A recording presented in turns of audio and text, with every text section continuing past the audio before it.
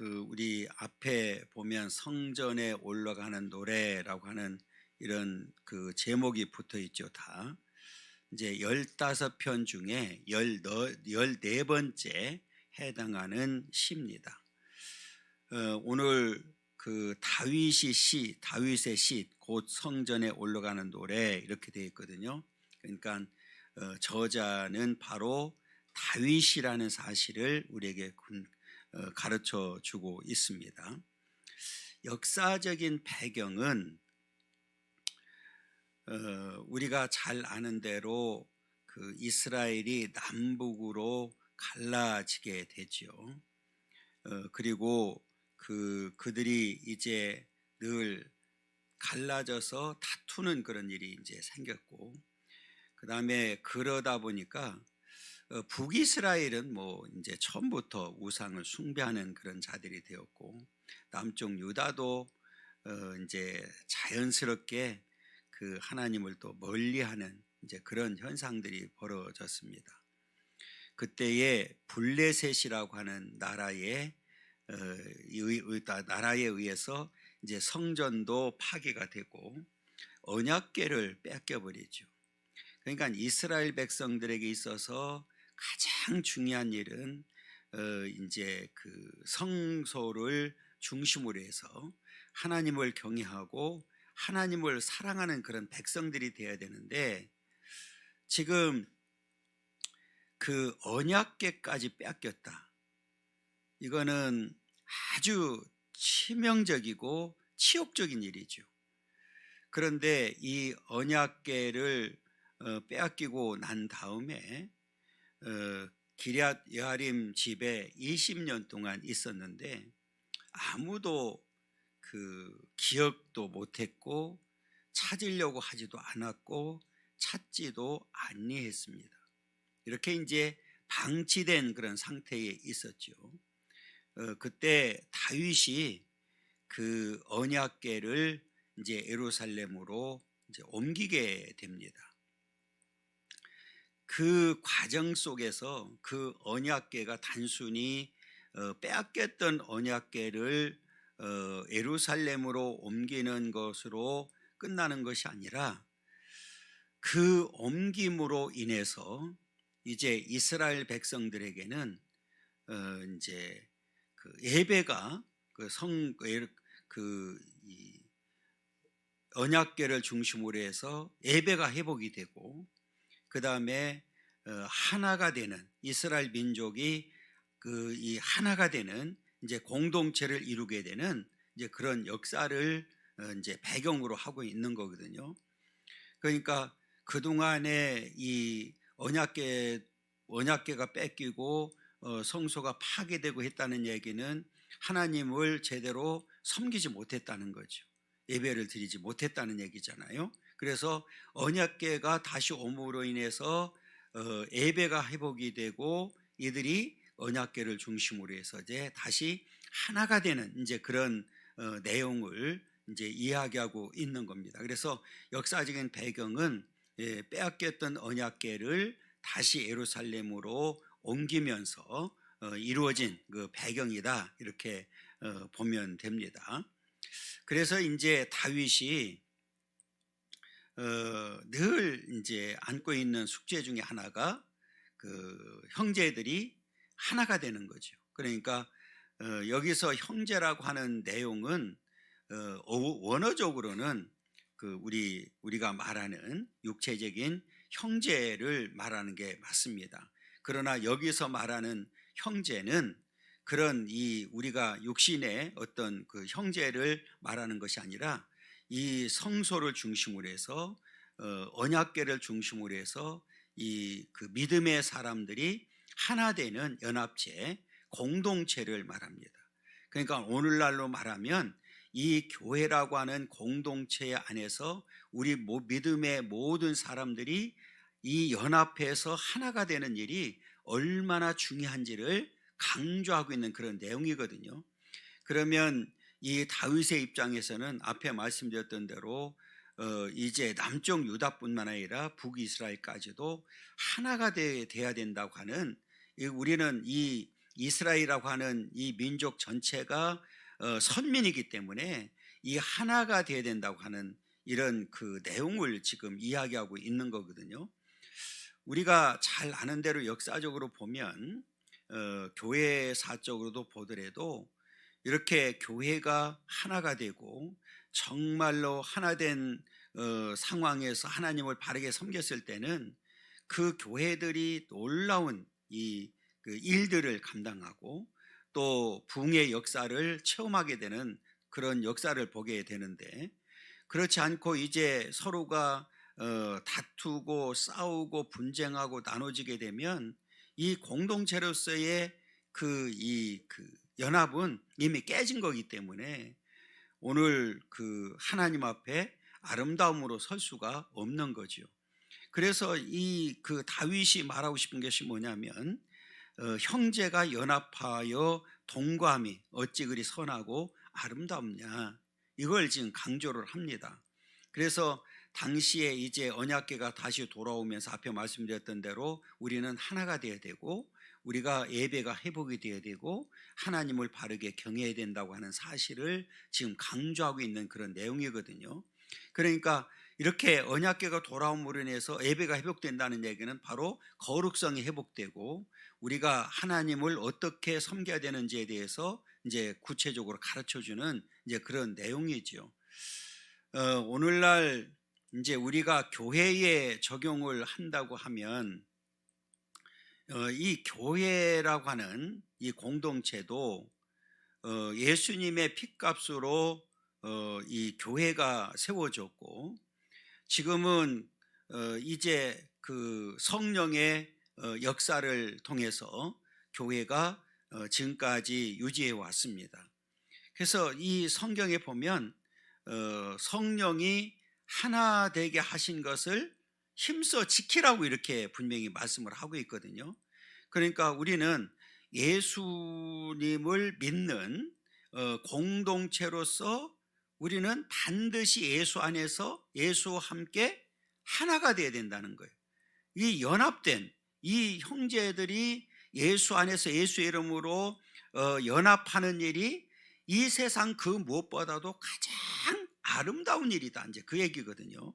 그래서 어떤 경우라도 우리는 이 하나 되는데 방해되는 자들이 돼서는 안 되는 거죠. 이게 굉장히 중요한 그 문제거든요. 그래서 이 바울도 이 믿지 않는 사람과 멍해를 같이 하지 말라고까지 이렇게 얘기를 했거든요. 자, 우리 고린도 후서 6장 14절 한번 읽어보겠습니다. 고린도 후서 6장 14절 292쪽이거든요.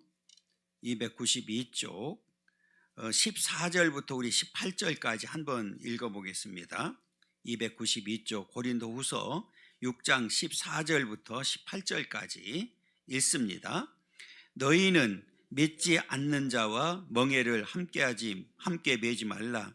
의와 불법이 어찌 함께하며 빛과 어둠이 어찌 사귀며 그리스도와 벨리알이 어찌 조화되며 믿는 자와 믿지 않는 자가 어찌 상관하며 하나님의 성전과 우상이 어찌 일치가 되리요. 우리는 살아계신 하나님의 성전이라. 이와 같이 하나님께서 이르시되 내가 그들 가운데 거하며 두루 행하여 나는 그들의 하나님이 되고 그들은 나의 백성이 되리라.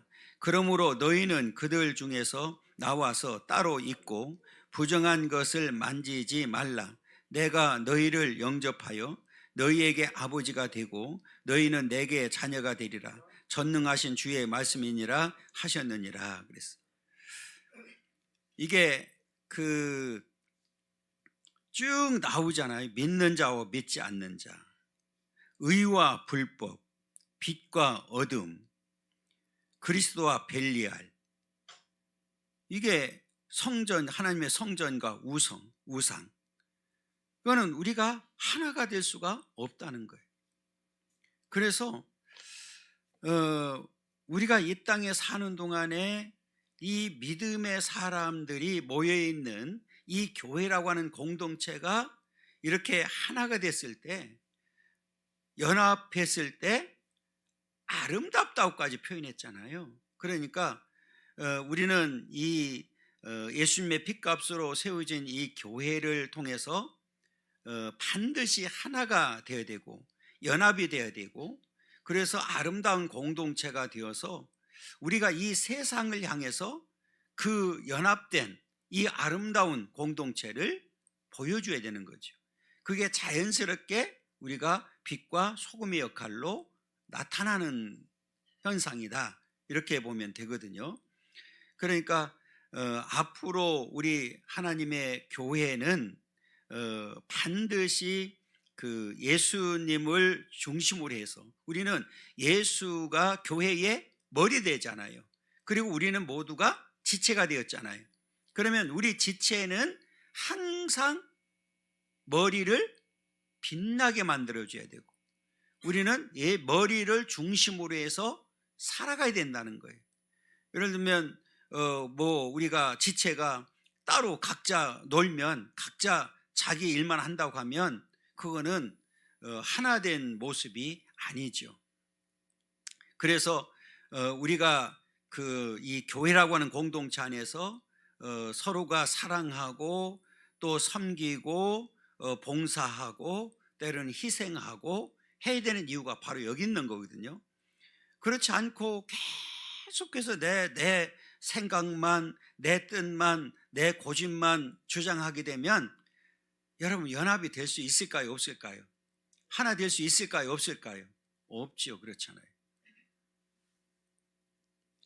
제가 연합회, 우리 기독교 연합회도 이제 연합 예배 드리면 제가 자꾸 교회에서도 예배 안 드리고 우리 함께 하자 하는 이유도, 뭐 다른 교회에서 뭐 오든 안 오든, 여러분, 우리가 이 연합하는 일은 세상에 보여지는 일도 굉장히 중요한 일이거든요. 이게 단합된 모습을 보여줬을 때 다른 사람들이 볼 때에도 정말 다르다 하는 모습을 보여줘야 되거든요. 이런 것들이 안 되고 계속 뭐 개별적으로 그냥 개개 중심으로 이렇게 하다 보면 이거는 세상에 어떤 사람들에게 우리가 보이려고 하는 것도 아니지만 보여지는 모습이 아름답지 않죠. 그렇잖아요. 그래서 연합된 모습을 보여줘야 되고요. 그 다음에 이 성경에 보면 우리가 이 연합이라고, 형제가 연합하는 일이 왜 그렇게 중요하냐? 자, 형제라고 그랬잖아요. 우리는 예수 안에서 모두가 다 뭡니까? 형제잖아요. 여러분, 우리 교회뿐만 아니라 육신의 형제들 가운데서도 연합하지 못하고 하나가 되지 못하면 아름답습니까? 추합니까? 너무 추하잖아요. 그렇잖아요. 형제들끼리도 그 몇 명 되겠어요? 우리 때만 해도 형제들이 많았잖아요. 그런데 그럼에도 지금은 뭐 형제가 한두 명? 그런데도 하나가 되지 못하는, 연합하지 못하는 이런 모습들을 우리가 보게 되잖아요. 그런데 여러분, 그 형제들, 육신의 형제들도 추하단 말이에요. 그런데 교회라고 하는 공동체가 연합하지 못하고 하나 되지 못하면 세상에서 볼 때 얼마나 추하게 보겠어요. 그렇죠? 그러니까 이것은 우리는 반드시 연합해야 되는 거예요. 이게 아름다운 일이라는 거예요. 우리 교회도 이런 이 연합을 통해서 우리가 이 세상을 향해서 아름다운 모습을 보여주는 그런 공동체가 되어야 될 줄 믿습니다. 이게 이제 우리가 그 세상과는 하나가 될 수가 없어요. 우리가 살아가면 이 땅에 사는 동안에 믿지 않는 사람과 안 만날 수는 없잖아요. 또 같이 또 살기도 하고. 그런데 이 모임을 갖더라도 믿지 않는 친구들과 만나면 자연스럽게 무슨 얘기합니까? 세상 얘기 할 수밖에 없고, 그러면 그들과 이렇게 만나다 보면 자연스럽게 세상과 짝하게 되는 그런 일들을 보게 되잖아요. 그러니까 저도 이제 이렇게 목회를 하다 보니까 친구들이, 세상 친구들은 다 이제는 거의 뭐 연락이 잘 안 되는, 요즘은 이제 고등학교 이 친구들이 뭐 이렇게 카톡으로 묶어가지고 이제 초청을 해서 그 가운데 이제 뭐 친한 사람들하고 이렇게 그래도 뭐 통화도 하고 하지만, 이렇게 정기적인 모임 할 때 가지를 못해요. 그냥 뭐 이렇게 연락은 하지만 그게 쉽지가 않아요. 그러니까 이게 우리가 어찌됐든지 이 예수 안에서 하나 되는 일이 얼마나 중요한지를 다시 강조하는 그런 내용이고요. 구약에 보면 악한 자와 짝해서 아주 망하게 되는 그런 역사를 보게 되는데요. 이제 그 남쪽 유다가 북쪽 이스라엘 왕하고 이제 소위 말하면 교제를 해요. 그러면서 다시스로 가는 배를 만들자, 그렇게 실제로 만들어요. 그런데 그 배가 출항하기 전에 파손해 버려요. 그 이유를 하나님이 설명해 주는 그런 내용이 나오는데, 자, 우리 역대하 20장 35절부터 한번 보겠습니다. 35절부터 37절까지 683쪽입니다. 683쪽 역대하 20장 35절부터 읽습니다. 유다 왕 여호사밧이 나중에 이스라엘 왕 아하시야와 교제하였는데, 아하시야는 심히 악을 행하는 자였더라. 두 왕이 서로 연합하고 배를 만들어 다시스로 보내고자 하여 에시온 게벨에서 배를 만들었더니, 마레사 사람 도다와후의 아들 엘리에셀이 여호사밧을 향하여 예언하여 이르되, 왕이 아이시야와 교제함으로 여호와께서 왕이 지은 것들을 파하시리라 하더니, 이에 그 배들이 부서져서 다시스로 가지 못하였더라. 이 말을 우리가 잘 한번 들어봐야 돼요. 아하시야는 분명히 뭐 하는 사람이었습니까? 심히 악을 행하는 자입니다. 그런데 이 남쪽 유다 여호사밧이 그와 교제했단 말이에요. 자, 36절 보면 두 왕이 서로 뭐 했습니까? 연합했다는 거예요. 연합하면 안 되는 사람들끼리 뭐 했어요? 연합한 거예요.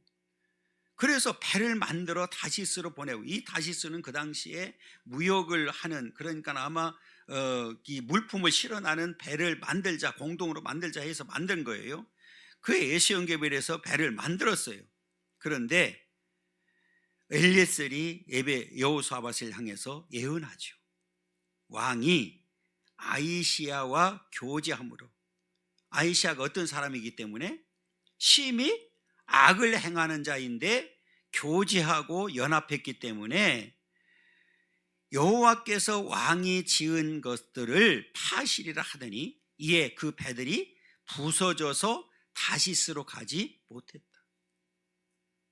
여러분, 이게 이 악한 자들과 하나가 되는 일이 얼마나 무서운 결과를 가져오는지를 우리에게 보여주는 거예요. 그래서 오늘 다윗이 말하는 연합은 형제입니다. 형제. 하나님 안에서, 말씀 안에서, 믿음 안에서 연합하는 일이 선하고 아름답다. 여러분, 우리 교회도 이런 정말 선하고 아름다운 공동체가 되는 그런 이 연합체가 되기를 간절히 소망합니다. 왜냐하면 우리는 모두가 다 예수를 믿는 믿음의 사람들이고 우리가 예수 안에서 한 형제가 되었기 때문에 그렇습니다. 우리는 하나가 되어야 된다는 거죠. 여러분, 어떤 경우라도 교회를 힘들게 하는, 공동체를 이게 파하는 이런 일들을 해서는 안 됩니다. 제가 늘 말씀드리지만, 예를 들어서 제가 이단이다 그러면 저를 뭐 하라고 그랬어요? 끌어내리라고 그랬어요? 죽이라고 그랬지?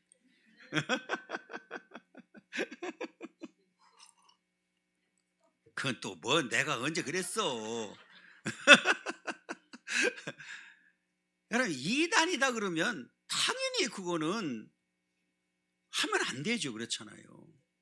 이게 영적으로 도저히 이건 아니다. 이게 말씀을 예를 들어 전하는데 이단이다. 그러면 하면 됩니까? 안 됩니까? 안 되죠. 그렇잖아요. 왜?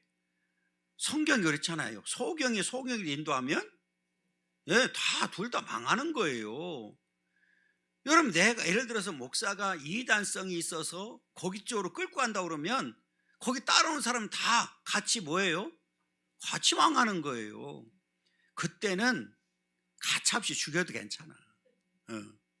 이거 녹음했다. 나중에 나 죽이고 난 다음에 채취해 죽이라고 해서 주겠다고. 그게 아닌 거는 우리가 적당히 양보도 하고 해야 되는 거죠. 제가 이 말씀을 드리는 이유는 정말 마음이 아픈 부분들이 있기 때문에 저도 얘기하는 거예요. 그러니까 앞으로는 우리 교회가 이런 일이 있어서는 안 되죠. 제가 아픈 부분을 조금 얘기를 하면, 그렇게 많은 그렇게 난리치는 가운데서도 제가 포기할 수 없었던 아주 중요한 이유 두 가지가 있었어요. 하나는 교회 건축이었습니다. 이거를 안 하면 여러분, 지금 만약에 아파트가 먼저 들어오고 우리 교회 건축한다면 할 수 있을까요? 없을까요? 못합니다. 지금 아파트 붙어있는데 하겠어요? 또 하나는, 저는 익히 우리 같은 노예에서 우리 전임 목사님하고 같이 그 활동을 했기 때문에 우리 교회 상황을 알고 있었어요. 아마 우리 교회에서 가장 저하고 오랫동안 먼저 만나고 친분이 있었던 분은 박미정 권사님이에요. 그때 노예에서 같이 활동을 하고 했기 때문에, 그래서 교회 소식을 가끔은 제가 이제 목사님을 통해서도 듣죠. 교회에 어떤 문제가 있었던 것들, 또 심지어는 이제 나갔던 분들이 돌아올 때, 그 장로님들이 들어올 때 목사님이 저한테 전화가 왔어요. 제가 그때 서기를 하고 있었기 때문에. 그래서 제가 사실은 그때 반대를 했어요. 나갔던 분들 돌아올 때 받으면 안 됩니다. 그거 왜 그러려고 하냐 그랬더니, 그때 목사님 몸이 안 좋았기 때문에 이제 조금 받았으면 좋겠다 이런 얘기를 하더라고요. 그래서 그러면 제가 이미 뭐 장로 안수를 받았으니까 안수까지는 안 하더라도 서약은 받아야 됩니다. 그래서 서약하기 위해서 그 앞에 앉도록 했어요. 저도 그때 이제 순서를 맡았기 때문에 제가 와서 강대상에 앉아 있었거든요. 그분들을 똑똑히 내가 다 봤죠. 그런데 이제 그분들이 결국은 솔직히 말하면 문제를 일으킨 거잖아요. 그러니까 그때 목사님이 제 말을 좀 들었어야 되는데 안 들었어요. 그래서 이제 이런 문제가 생겼고, 그리고 이제 교회의 어떤 이제 몇 분에 대한 이야기를 제가 쭉 들었어요. 그래서 이게 만약에 이분들의 주장하는 대로 만약에 제가 다시 물러간다고 하면 교회는 혼란에 빠지게 되고 걷잡을 수 없는, 그래서 이 교회가 정말 성전 건축도 못하지만 설 수가 없다고 저는 판단한 거예요. 그래서 저는 힘들어도 제가 버틴 거예요. 그리고 또 하나 중요한 게 있었어요. 그게 뭐냐면,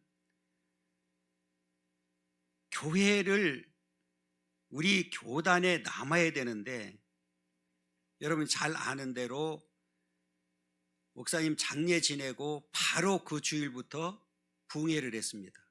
기억해요? 그걸 목사님이 하라고 했어요. 돌아가시기 전에. 내가 한 달 전에 만났을 때도 다 나가라고 하고 저하고 이제 얘기하면서도 그 노예에서 처리를 잘 해달라고 나한테 얘기를 했고 했는데, 그게 왜 제가 얘기하느냐면, 그 당시에 부흥회를 했던 분이 안양에 있는 성결교 목사입니다. 그런데 그분이 사모님 집에 와서 살고 있는 거예요. 그러니까 그분이 우리 교회의 담임 목사로 오겠다는 거예요. 그리고 사모님도 교단이 뭐가 필요하냐 이렇게 나온 거예요. 그래서 우리 노예에서 저를 다시 계속해서 임시당장으로 보낼 수밖에 없었던 이유가 거기 있었던 거예요. 그래서 이 교회를 지켜야 되고 교단에 남아야 되고 성전 건축해야 되고, 그 다음에 이 조금 앞에서 교회를 그동안에 혼란스럽게 했던 사람들을 이게 정리가 안 되면 교회는 다시 일어설 수 없다고 저는 생각한 거예요. 그래서 싸울 수밖에 없었던 거예요. 그게 10년 걸렸어요. 10년. 여러분들은 그냥 다 지나갔지만 저는 14번 노예, 총회, 세상 법정에 14번 고소고발 당한 사람이에요. 그리고 제가 버틴 거예요.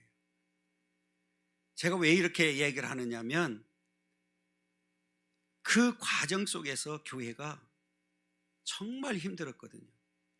제가 처음에 와가지고 교회에 사람들이 꽤 많이 왔어요. 어느 날 신방전사님이 제 방에 왔어요. 밑에 이제 우리 여기 오기 전에니까. 와가지고 주일날인데, 아이 목사님 왜? 그랬더니 제가 어느 교회라고 얘기는 않지만 바로 옆에 있는 교회에서 그 교회 여준사님이 자기들의 그 교죽풀을 가지고 우리 교회에 온 거예요. 왜 왔는데, 자기 교회 성도들이 우리 교회로 다 왔다는 거예요. 지금 다 가고 있다는 거예요. 그렇다고 주일날 나는 지금까지 목회를 하면서 주일날 그 교육자가 찾아온 건 난 생전 처음이거든요. 그런 일도 있었어요. 우리가 어찌됐든지 그 과정이 이제 한 10년 지나면서 이제 뭐 수습이 됐고 우리가 편안하게 지금 예배를 드리고 있는데, 앞으로는 어떤 경우라도 교회가 이런 혼란을 겪어서는 안 됩니다. 그래서 우리가 하나 되는 일이 정말 중요한 일이거든요. 그래서 오늘 형제가 연합해서 동거함이 어찌 그리 선하고 아름다운가, 제가 지금까지 이 얘기는 처음 한 것 같아요. 예, 이 내용은 잘 몰랐죠. 제가 지금 오늘 이 말씀이 나왔기 때문에 지금 처음 얘기하는 거거든요. 왜 이게 그냥 간단하게 지금 뭐 핵심만 얘기한 거지만 그 이유가 있었다 하는 사실을 말씀드리고 싶었고, 그 다음에 이제 그 2절에 보면 머리에 있는 보배로운 기름이 그랬어요. 이 기름은 성경에 보면 아무나 만들 수가 없고 아무 곳에나 사용할 수가 없습니다. 아주 중요한 기름이거든요. 그래서 딱 목적은 두 가지예요. 이게 제사장 이제 수임식이라고 하는데, 그 제사장을 세울 때 머리에 기름을 붓는 일이 그때 구별해서 붓는 거예요. 그리고 성전에서 이게 우리가 소위 말하면 성물로 구별할 때 쓸 때만 하는 거예요. 자, 그 내용이 출애굽기에 나오거든요. 자, 우리 출애굽기 한번 읽겠습니다. 출애굽기 30장 22절부터 우리 33절까지 한번 읽어보겠습니다. 출애굽기 30장 22절부터 읽겠습니다. 읽습니다. 여호와께서 모세에게 또 말씀하여 이르시되 너는 상등 향품을 가지되 액체 모략 500세겔과 그 반수의 향기로 육개 250세겔과 향기로운 창포 250세겔과 계피 500세겔을 성소의 세겔로 하고 감람 기름 한 흰을 가지고 그것으로 거룩한 관유를 만들되 향을 제조하는 법대로 향기름을 만들지니 그것이 거룩한 관유가 될지라. 너는 그것을 해막과 증거궤에 바르고 상과 그 모든 기구이며 등잔대와 그 기구이며 분향단과 및 번제단과 그 모든 기구와 물두멍과 그 받침에 발라 그것들을 지극히 거룩한 것으로 구별하라. 이것에 접촉하는 것은 모두 거룩하리라. 너는 아론과 그의 아들들에게 기름을 발라 그들을 거룩하게 하고 그들이 내게 제사장 직분을 행하게 하고 이스라엘 자손에게 말하여 이르기를 이것은 너희 대대로 내게 거룩한 관유니 사람의 몸에 붙지 말며 이 방법대로 이와 같은 것을 만들지 말라. 이는 거룩하니 너희는 거룩히 여기라. 이와 같은 것을 만드는 모든 자와 이것을 타인에게 붓는 모든 자는 그 백성 중에 끊어지리라 하라. 이게 얼마나 거룩한 기름인지를 보여주는 거예요. 앞에 제가 말씀드렸던 대로 두 가지예요. 하나는 제사장 직분을 세울 때 기름을 붓는 거 하고 성물을 성전에서 성물을 구별할 때 쓰는 두 가지 의미. 그래서 함부로 만들 수도 없고 함부로 쓸 수도 없는 거예요. 이것을 어기게 되면 오늘 뭐라고 그랬습니까? 그냥 하나님 앞에 그 백성 중에 끊어진다는 얘기는 멸망을 받는다는 얘기예요. 하나님의 심판이 임한다고 분명히 말합니다. 그런데 여러분, 자, 여기서 머리에 있는 보배로운 기름이 지금 이 기름이 앞에 출애굽기 우리가 읽었던 그 기름이에요. 그 기름을 머리에 부었어요. 그러니까 이거는 수임을 받을 때, 제사장 직분을 받을 때 이제 우리가 마치 목사 안수를 받을 때 그냥 우리가 손을 얹는 것과 기름을 붓는 거예요. 그때는 이 보배로운 기름이 수염 곧 아론의 수염에 흘러서 그의 옷깃까지 내린 것 같다.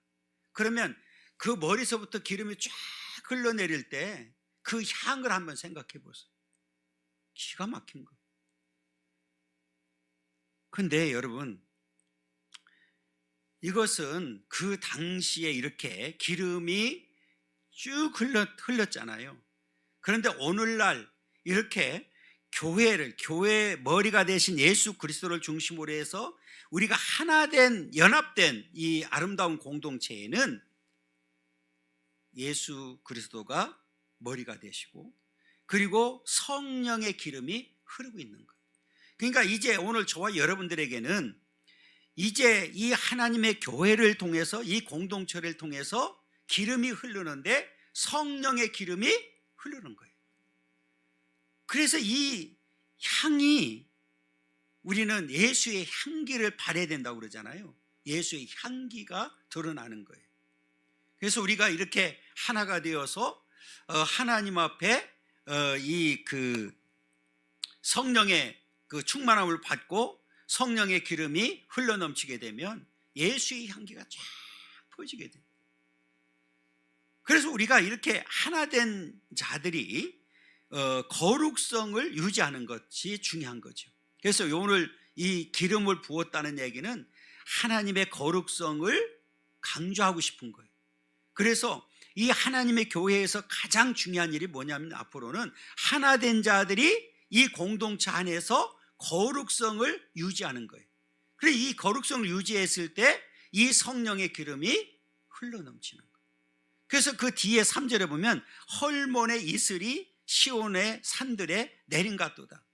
여기서는 이 헐몬은 약 2770m 되는 이 산이거든요. 그래서 여기에는 우리가 높은 산에는 항상 뭐가 있습니까? 눈이 있잖아요. 그죠? 그 눈이 녹아내리는 것을 말하는 거예요. 그러면 그 산에서 내리는 이 물은 뭘까요? 생명이죠, 생명. 그렇잖아요. 모든 것들에 생명을 주는 거예요.